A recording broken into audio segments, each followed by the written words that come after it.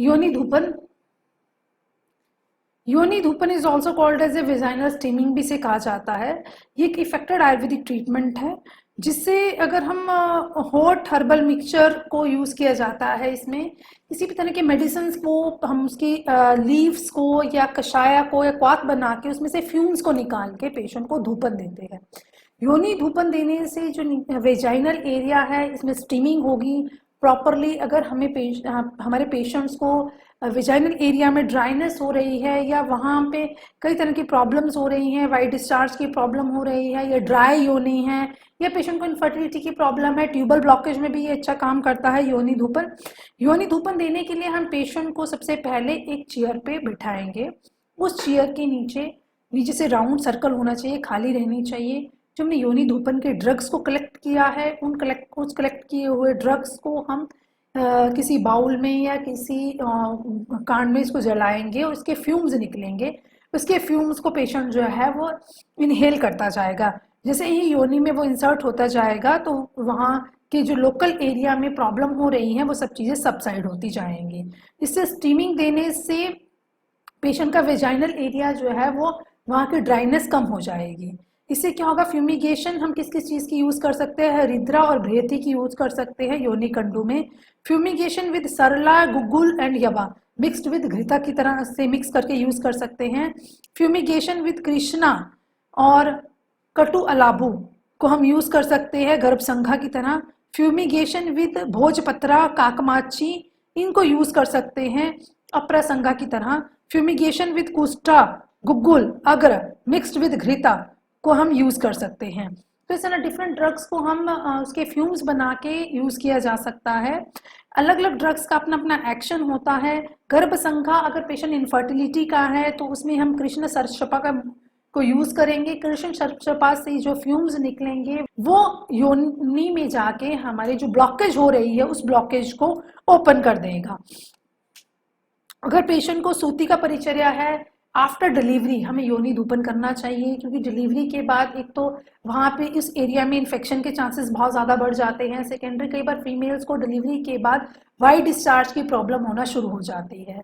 और आयुर्वेद में ये लिखा है जब सूती का परिचर्या होती है 45 डेज का जो प्रोसीजर है उसमें वायु बहुत ज़्यादा एग्रीवेटेड होता है। अगर आपकी नॉर्मल डिलीवरी हुई है तो वहाँ का वायु दोष जो है वो विशिएटेड हो जाता है। तो उस टाइम पे पेशेंट को योनि धूपन की चिकित्सा करनी चाहिए। अगर आप सूती का परिचर्या में पेशेंट मसाज ले रहा है, स्टीम ले रहा है, बहुत टाइम से ये प्रचलित है, आफ्टर डिलीवरी हर पेशेंट हर फीमेल जो है वो ऑयलिंग करवाती है अपनी बॉडी की, जिससे बॉडी में ऑयलिंग करने से बॉडी का मैकेनिज्म जो है वो इंक्रीज हो जाता है।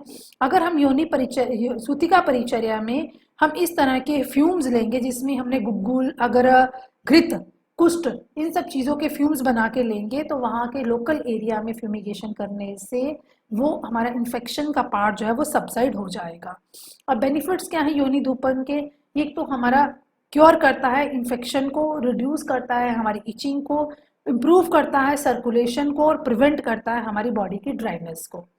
मोड ऑफ एक्शन ऑफ योनि धूपन क्या है, योनि धूपन the medicated property from the herbs. इसमें कई तरह की मेडिकेटेड प्रॉपर्टीज रहती हैं। जैसे जैसे हम फ्यूम्स लेते हैं वो हमारे वेजाइनल एरिया में जाती हैं, वहाँ के हमारी जो बार्थोनिन ग्लैंड्स हैं ये वेस्टिबुलर फोसा के पास जाएगी, वहाँ जो डिस्टर्ब हुए दोषास है उन दोषास को बैलेंसिंग करेगी, उन दोषास को प्रॉपर फॉर्मेशंस करेंगी, स्टैग्नेशंस करेंगी। उस वेजाइनल एरिया में हमारी जो पीएच डिस्टर्ब हो रही है उस पीएच को मेंटेन करेगा, ब्लड सर्कुलेशन को बढ़ाएगा। अगर वहाँ पे कहीं ड्राइनेस हो रही है तो उसको भी इम्प्रूव करेगा। इस तरह से योनि धूपन जो है वो अपना काम करता है। इंडिकेशंस क्या है, योनि धूपन हम दे सकते हैं बिफोर ओव्यूलेटरी पीरियड से पहले। ओव्यूलेटरी पीरियड्स हमारा स्टार्ट होता है पीरियड्स आने के 15th डे से, तो हमें 5th day of the menstruation से लेके कॉन्टिन्यूसली योनि धूपन करना चाहिए।